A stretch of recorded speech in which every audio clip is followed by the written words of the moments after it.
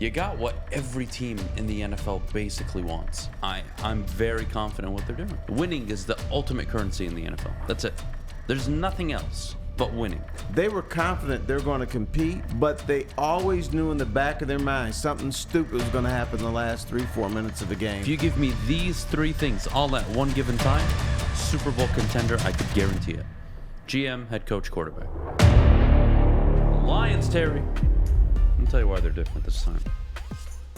I have noticed now this is quite the pattern, which is they're different. They're different in my lifetime than what I've seen.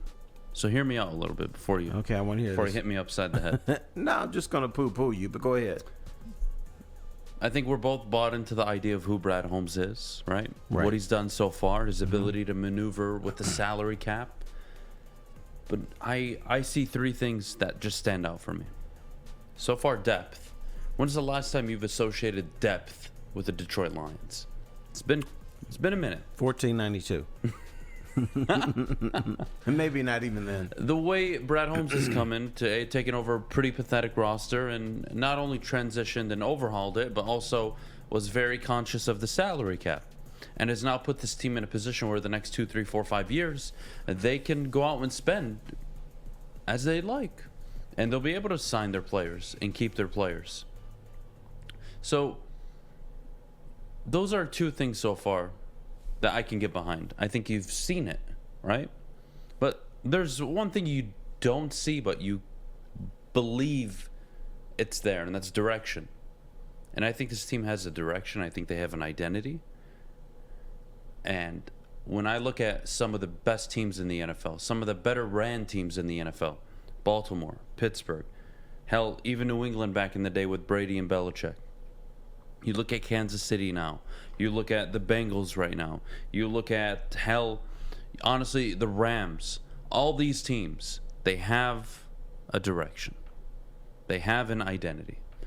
They have a GM in place who is sitting with the coach, on the same page with the coach, making sure that they're giving them everything they need. They are maneuvering the salary cap. You can pay Patrick Mahomes a 10-year, $500 million contract, whatever it ended up being. No problem. We're good. We can trade Tyreek Hill. No problem. We're good. There is direction. There's an identity. There's depth on the team. And there's an innate ability to just believe in the GM that you have in place. And if I told you 2 years from now, what would this roster look like? I think we both agree and say it would look better than what it is now. It would have more talent. The talent that Brad Holmes had drafted are up and coming, if not solidified stars in the game. Whether you want to look at Aiden Hutchinson, Penei Sewell, whoever it may be. You have those pieces, along with whoever else he'll bring in. Who knows, notable free agents. Potentially down the line, maybe adopting the Rams mentality, where they trade their first-round picks. I don't know. It's too far in advance, but what I do know is there is a direction. And I think for the first time in a long time, Terry, I don't want to say I'm on pilot mode with the Lions, where I'm just letting it be, but I'm very confident in what they're doing. I really am, and they've earned that confidence. Now, do they need to go out and win football games? Absolutely. Winning is the ultimate currency in the NFL. That's it. There's nothing else but winning. But you need one of these three pieces at any time to be successful. You need the quarterback, you need the head coach, and you need the GM. Right now, you're stable at quarterback with, I would say, a middle-of-the-pack guy in Jared Goff. But you don't have your guy there yet. But you don't have your guy, no. But we've seen you can win in this league with just average. You don't know if you have your head coach. So that you can leave it as a question mark for now. You'd like to believe you do, but you don't know. And then, of course, the GM. And you have a GM. I think it's very clear, not only to everybody in town, but outside of Detroit. Brad Holmes is legit. That's how a GM operates in the NFL. That's how you sign players to, short-term, non-committal contracts. I believe the longest duration contract he gave was to Jamal Williams for 2 years. Cutting all the players that are basically worthless to this football team. building an identity within the trenches. His first draft, back-to-back defensive tackles, after drafting an offensive lineman in the first round. And then in his second draft, defensive edge, wide receiver, edge. What do you know? 2 of the most 3-4 important positions in football that we talk about. Having a quarterback, protecting your quarterback, giving your quarterback weapons, getting after the opposing team's quarterback. Those are the 4 most important things to do in the NFL right now. And that's what he's focused on. He's got me bought in. Now, we both agree that we don't know if you have the coach yet. What's your gut telling you? The gut doesn't always have to be right, but it's just Gut feeling? gut feeling.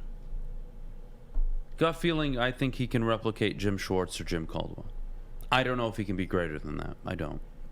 But gut feeling, I think he'll be able to pull off 8, 9, 10 wins in a given year. That's not going to make me happy. That's not going to put me through the roof. I want to see division titles.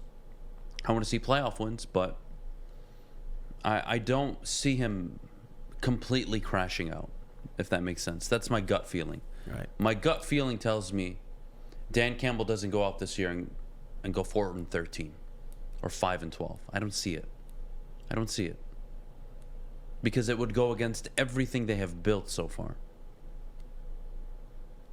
I also think, and gut feeling, that Dan Campbell is a guy that if he reaches a point and says, I can't do this, instead of being a stubborn guy and just trying to push through, he'll tell somebody else, I need you to do more in this area because it's not my strength.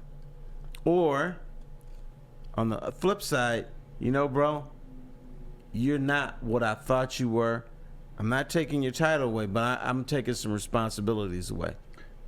Well, on a scale of 1 to 10, I think we would agree you're pretty high in terms of confidence with Aaron Glenn and Ben Johnson, right? Mm-hmm. There's one thing Dan Campbell does have going for him is, well, he's put together quite the coaching staff. Lots of former players. Coaches that players respect. I think Aaron Glenn, Deuce Staley, that whole dynamic is fantastic, but you got what every team in the NFL basically wants and is hiring for, by the way. You look at the Brian Daboll hire, Nathaniel Hackett. This is just the start. It's been this way now for years. What does every team in the NFL want? An up-and-coming, young, offensive-minded coach. And they typically hire them to be their head coach. The Lions have that as their OC. They have exactly that. Young, up-and-coming, I would say a creative mind. Offensive-minded coach, Ben Johnson. Check the box. The Lions are checking all the boxes of what you would say good to very good teams do. Hell, even great teams do at times. That's what they have at their core. Again, do I think Dan Campbell's the guy? I don't know.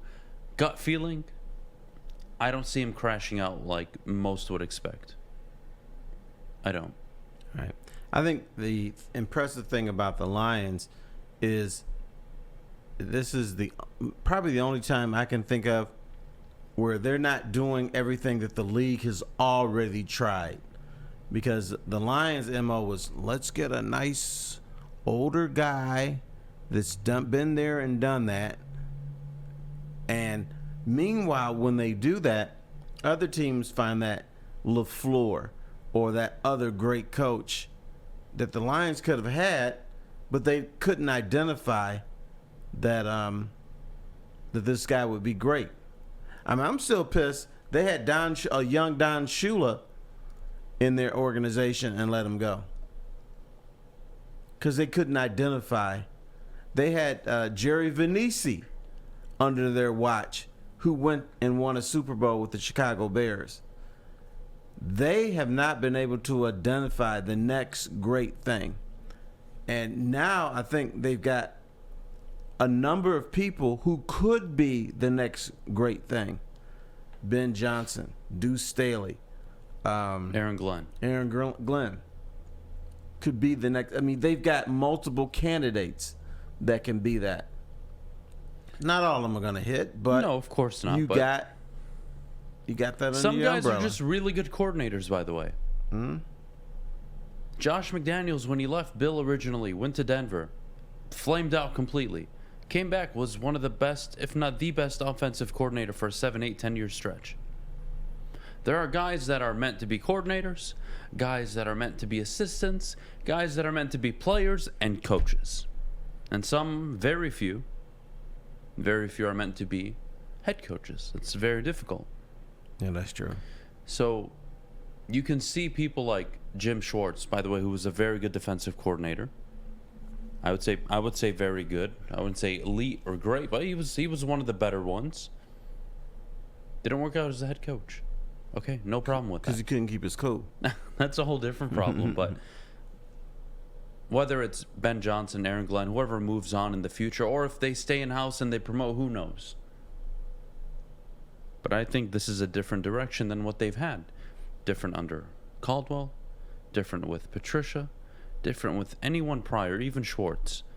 Like there's a difference between working hard and working smart. Yeah, it is, but it shows that you need that second guy. Schwartz, Caldwell, Mariucci, they all had clunkers as GMs. So even if they figured it out, they figured the whole team out and how to run it, they still weren't going to have 100%. They weren't going to have the talent to go big places. What's unfortunate is if you want to look at Caldwell's time and say Caldwell was the right coach, right? Let's say that for argument's sake. I still think it was a massive failure because you have 2 out of the 3 things I always tell you, that's what you need to compete. If you give me these 3 things all at one given time, Super Bowl contender, I could guarantee it. GM, head coach, quarterback. And if Jim Caldwell was that guy, well then at one point you had 2 of the 3. And yes, Martin Mayhew, we all know, was a scrub. He wasn't the best GM, but that to me is more damning on what the Lions have experienced in the last 10, 12 years than anything. Yeah, but you had the quarterback for pieces. 12 years, and he was failing no matter who the coach was. The other thing, and the Lions are unique this way. The other thing that you had to get rid of was that Lions losing culture. And I think it was Anthony Lynn kind of said it the other day. When you play for Georgia, did you think you're going to... No, you knew you're going to win every time you walked on that field. If you play for the Lions, you don't have that expectation. And that's one thing they've got to change. Because not only as a player, and I've talked to players about this, not only were they not confident they're going to win, they were confident they're going to compete, but they always knew in the back of their mind something stupid was going to happen in the last 3-4 minutes of a game. And if they had the game in their grasp, whether it was their fault or not, something was going to happen. I call it the boogeyman factor. The boogeyman was always there. They got to get that boogeyman out the locker room. And you know how you do that? Winning. It's true. You just have to win.